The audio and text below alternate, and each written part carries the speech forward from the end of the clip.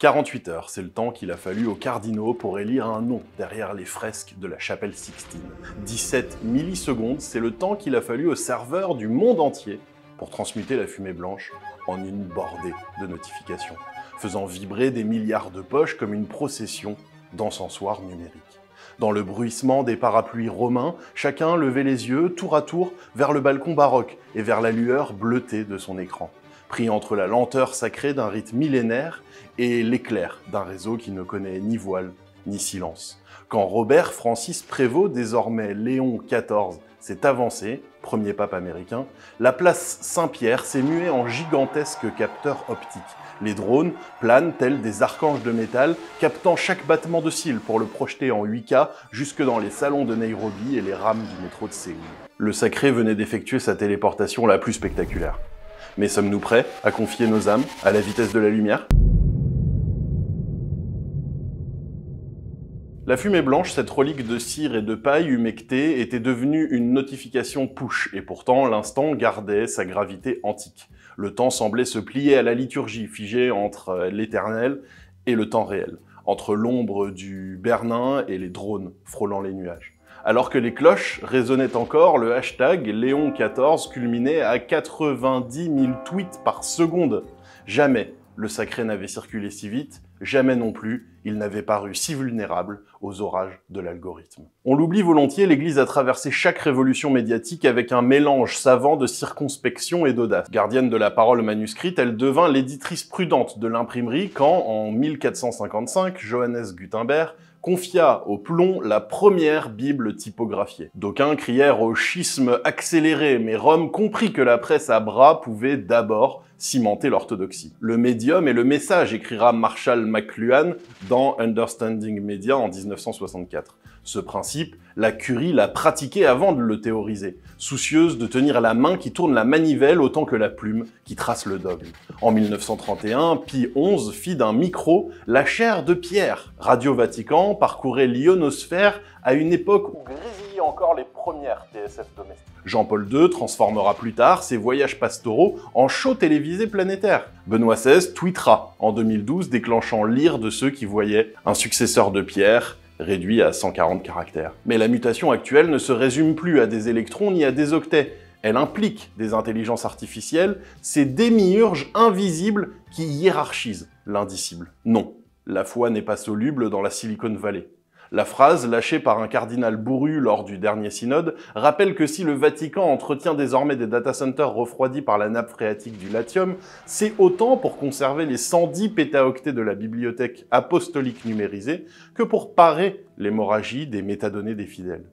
Dans les couloirs feutrés du palais apostolique, des cryptographes en col romain traquent le pixel suspect, veillant à ce qu'aucun torrent de données baptismales ne dévale vers des puissances curieuses. Derrière ces murailles de travertin se trament pourtant des prototypes dignes d'un laboratoire de Stanford.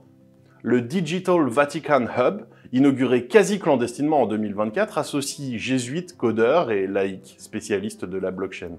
Leur objectif ? Sceller de manière infalsifiable les actes sacramentels des régions persécutées. Quand un catéchumène d'Alep reçoit la confirmation, la transaction sacramentelle s'enregistre dans un bloc distribué, preuve à l'épreuve des bombes et des régimes. Au cri de blasphème, Rome répond pragmatisme. Le sacré ne craint pas l'arithmétique de l'intégrité. Mais la révolution ne s'arrête pas aux chancelleries. Sur TikTok, des prêtres influenceurs, anneaux de lumière en guise de chasuble, condensent l'évangile en vidéo de 15 secondes.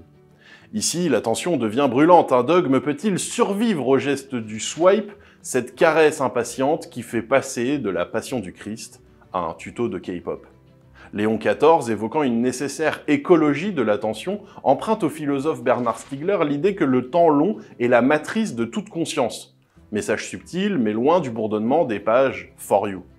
Un tweet, aussi inspiré soit-il, ne sera jamais un sacrement. La salle de presse frémit, les billets s'écrivent tout seuls. La bataille centrale se joue entre communion et communication. La première exige le réflexe pavlovien du partage, la seconde requiert l'assimilation patiente du mystère. Conteuse millénaire, l'Église, si elle cédait à la cadence stroboscopique des flux, risquerait l'arythmie. N'allez pas croire pourtant à un Vatican figé. Dans un couvent du Borgo Pio, un partenariat avec IBM Research déploie des algorithmes hyperspectraux pour déchiffrer des palimpsestes syriaques. Des prières du 7e siècle, invisibles à l'œil nu, ressuscitent sur des moniteurs calibrés avec la complicité d'un GPU dernier cri. Paradoxe exquis, la machine, enfant prodige de la modernité, rend leur voix à des saints oubliés. La vraie question n'est donc plus si, mais comment ? Comment une institution qui se méfiait encore de l'électricité en 1854 peut-elle embrasser la 5G ? Les services diplomatiques du Saint-Siège se frottent déjà au chiffrement post-quantique, anticipant le jour où quelques pulsations de qubits pulvériseront RSA. Ici résonne Saint-Augustin. En toi résident toutes les vérités, même celles que je n'ai pas encore comprises. Cette accélération technologique révèle-t-elle une couleur politique ? Dans les salons discrets de la Curie souffle un vent de fermeté, qu'on qualifiera de traditionnel.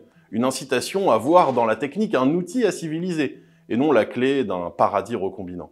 Un smartphone, en somme, n'abolit pas la loi morale. Premier pape américain, Léon XIV sait la tentation du management qui mesure la grâce en KPI d'engagement. Il s'est formé parmi les montagnes du Pérou, là où le Wi-Fi n'atteignait pas toujours ses hauteurs mystiques. Son défi sera de filer dans la faille, accepter l'Internet des objets sans laisser les objets envahir le sanctuaire intérieur. À ceux qui rêvent d'une messe holographique, il oppose un rappel franc. L'esprit souffle où il veut, mais le corps, lui, a besoin de la pierre froide sous le genou pour que la parole devienne chair. Le Vatican teste pourtant la réalité virtuelle. Des startups israéliennes ont livré des casques qui permettent à des malades alités de pèleriner à distance. Un vieil homme cloué à son lit a parcouru la Via Dolorosa en 8K, son spatialisé, larmes authentiques. Expérience bouleversante, certes, mais aucun pixel ne transmet l'odeur du parasime ni la rugosité des pierres. Léon XIV insiste, la VR sera un palliatif pastoral, jamais un substitut.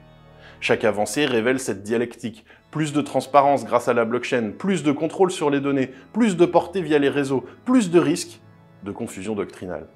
L'équilibre est résolument classique, presque politique, visant la conservation du bien commun dans un environnement mouvant. Gardons la conviction que le progrès n'est pas un absolu, mais peut devenir un allié s'il est domestiqué. Le progrès n'est pas notre sauveur, mais il peut devenir notre serviteur. Déclaration d'un jeune évêque texan, déjà viral, qui cristallise la feuille de route des 15 années à venir. Ne pas fermer le cyberespace, mais y dresser des hôtels, où l'homme ne se confond pas avec ses artefacts. Dans un monde secoué par l'Ukraine, Gaza, le Sahel, l'élection de Léon XIV rappelle que la diplomatie vaticane, l'une des plus anciennes du globe, s'équipe d'algorithmes de graphes relationnels capables de dénicher dans l'histoire ces micro-moments où un mot juste désarma des canons. Chimère ? Peut-être. Mais la mémoire nourrit la prudence, et la prudence, vertu d'État, se conjugue avec le silicium. Reste la frontière ultime. Que fera Rome le jour où l'on proposera une intelligence artificielle théologienne, gavée de toutes les encycliques, capable de prononcer un sermon parfait en 3/10 de seconde? L'Église, championne de l'incarnation, parie depuis 20 siècles sur la fragilité de la voix humaine. On peut déjà deviner la réponse. La grâce se faufile par les fissures, jamais sur la surface polie des écrans. Ne croyez pourtant pas à un Vatican crispé. Aux Journées mondiales de la jeunesse de Séoul en 2027, un bracelet Eucharistie connecté synchronisera les lectures liturgiques avec les implants cochléaires. On murmure qu'une API fédérera appli de chapelet, plateforme de dons et services d'entraide. Le feu vert papal a même déjà été donné, à condition qu'une commission éthique audite chaque ligne de code. Et si le futur ramenait au passé ? Dans la salle du consistoire, un manuscrit de Thomas d'Aquin se déploie, sous une lampe LED basse consommation. Derrière, un écran OLED diffuse les commentaires d'un serveur Discord ou débattent de jeunes théologiens kényans. Le contraste est saisissant, mais il raconte la même histoire, celle d'une institution qui refuse de se laisser déborder, quitte à embrasser les paradoxes les plus aigus. Au terme de cette traversée, la voix du nouveau pape résonne encore. Quelques mots en latin, un sourire que les capteurs 8K impriment déjà sur la rétine du monde. Le conclave a duré 2 jours. La transition numérique prendra une génération, peut-être même 2. Entre-temps, la foi, comme un éclair au-dessus du Tibre, rappellera aux ingénieurs que le sacré ne s'encode jamais tout entier. Vous avez aimé cette vidéo? Aidez-nous à être plus visibles en vous abonnant et en ajoutant un like. Et voici tout de suite 2 autres vidéos qui pourraient vous intéresser. À dimanche prochain.